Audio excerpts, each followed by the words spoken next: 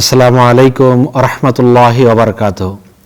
পবিত্র রমজানের এই সুন্দর সময়ে মাঈদাতুল ইফতার থেকে, ইফতারের টেবিল থেকে আপনাদেরকে স্বাগতম জানাচ্ছি।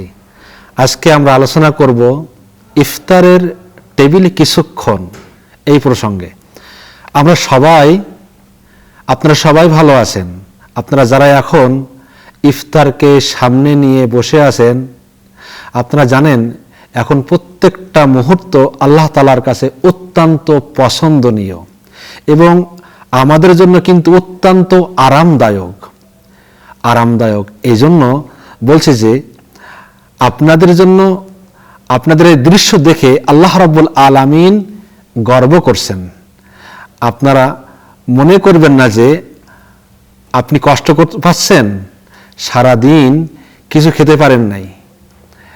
আপনার সামনে অনেক ধরনের খাবার আছে আপনার টেবিলে, কিন্তু আপনি হাত দিচ্ছেন না।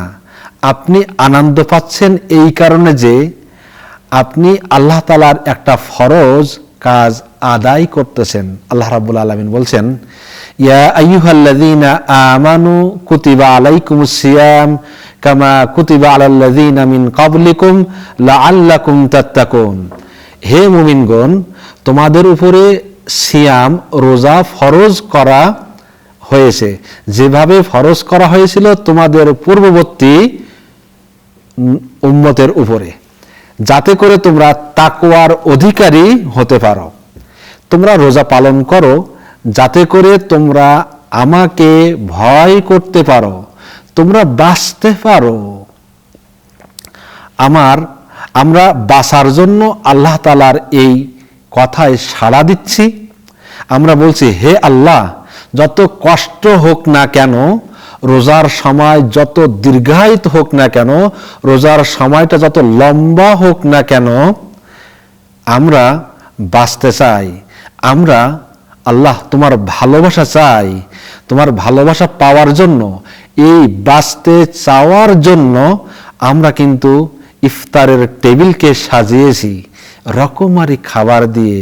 আমরা তার মানে ইফতারের মায়েদাতে আমরা আছি। মায়েদার অর্থ হলো দস্তরখানা।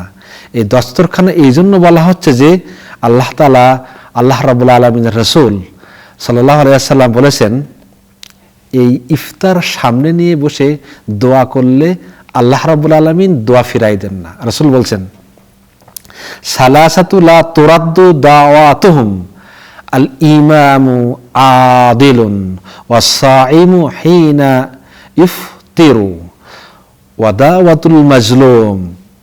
এই তিন শ্রেণীর মানুষের দোয়া আল্লাহ রাব্বুল আলামিন কখনো ফিরাই দেন না।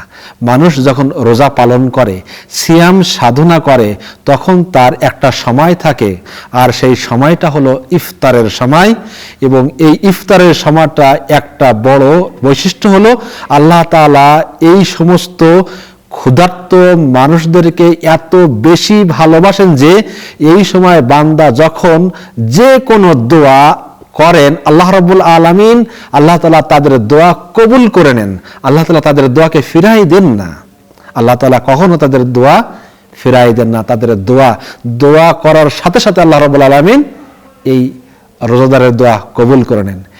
এই যে সুন্দর সময় আমরা বসে আছি, আমরা এই সময় ওই জিনিসটা মনে রাখি যে এখন কিন্তু আল্লাহ তাআলা প্রস্তুত হয়ে আছেন। আপনি একটা সুন্দর দোয়া করবেন এবং সেই সুন্দর দোয়াটা আল্লাহ তাআলা কখনো ফিরাই দিবেন না। চিন্তা করেন, একটু চিন্তা করে দেখছেন, আল্লাহ তাআলা কখনো আপনার দোয়াটা ফিরাই দেবেন না। এখন এই দোয়াটা আপনি কি করবেন, কোন দোয়া করবেন? আল্লাহ রাব্বুল আলামিন বলতেছেন, উদউনি আস্তাজিব লাকুম। আমার বান্দা, তোমরা আমার কাছে চাও, আমাকে ডাকো, আমার কাছে দোয়া করো, আমি তোমাদের দোয়া কবুল করে নিব। আল্লাহ তাআলা ডাকে সাড়া দিব। আমরা ডাকতে জানি না, এই জন্য আমাদের দোয়া কবুল হয় না। ডাকার মতন ডাকতে হবে, আল্লাহকে ডাকতে হবে। কিভাবে ডাকবো আমরা, কি বলবো? আল্লাহ তাআলা বলতেছেন, দেখেন, আলহামদুলিল্লাহি রাব্বিল আলামিন আর রহমানির রহিম মালিকি ইয়াউমিদ্দিন ইয়াকা না'বুদু ওয়া ইয়াকা নাস্তাইন। এভাবেই আমরা ডাকি আল্লাহ তাআলাকে, ও আল্লাহ তুমি তো আমাদের একমাত্র রব, যাকে আমরা ইবাদাত করি এবং যার কাছে আমরা সাহায্য প্রার্থনা করি। এ কথা বলার পরে আল্লাহ তাআলা বলেন, বান্দা এখন যা বলবে, ওয়ালি আবদি মা সাআলা, আমার বান্দা এখন যা বলবে, যা চাইবে আমার কাছে, তুমি আমার কাছে যা চাও সেটা যদি শরীয়তের গণ্ডির ভিতরে থাকে, বৈধতার মধ্যে থাকে, আমি তোমাকে সেটা দিয়ে দিব, অর্থাৎ তোমার দোয়া আমি কবুল করব। তুমি তোমার বাবা মার জন্য দোয়া করো, আমি সেই দোয়া কবুল করব। তুমি তোমার আত্মীয়র জন্য দোয়া করো, আমি সে দোয়া কবুল করব। তুমি তোমার রোজা কবুলের জন্য দোয়া করো, আমি সে দোয়া কবুল করব। তুমি তোমার উম্মতের জন্য দোয়া করো, আমি সে দোয়া কবুল করব। তুমি বলো, হে আমার রব, কিয়ামতের বিভীষিকা থেকে আমাকে বাঁচাও, আমি সেই দোয়াটাও আমি কবুল করব। আল্লাহ তাআলা ডেকে ডেকে বলেন, হাল মিন মুস্তাগফির ফাগফির লাহু, হাল মিন দাইন ফাস্তাজাব লাহু। আল্লাহ রাসূল বলছেন, দেখেন যে রাসূল, তোমাদের মধ্যে এমন কি কেউ আছে যে ইস্তেগফার করবে, আমি তার ইস্তেগফার কবুল করে নিব? তোমাদের ভিতরে এমন কি কেউ আছে যে আমার কাছে চাইবে, আমি তার দোয়া কবুল করে নেব? আল্লাহ রাসূল অন্য হাদিসে বলেছেন, মাইয়াস্তাগফিরুনি ফাগফির লাহু, যে ব্যক্তি আমার কাছে চাইবে, দোয়া করবে, ক্ষমা প্রার্থনা করবে, আমি তাকে ক্ষমা করে দিব। তোমরা কে আসো এমন যে তোমরা ইস্তেগফার করতে চাও, তোমরা তাওবা করতে চাও?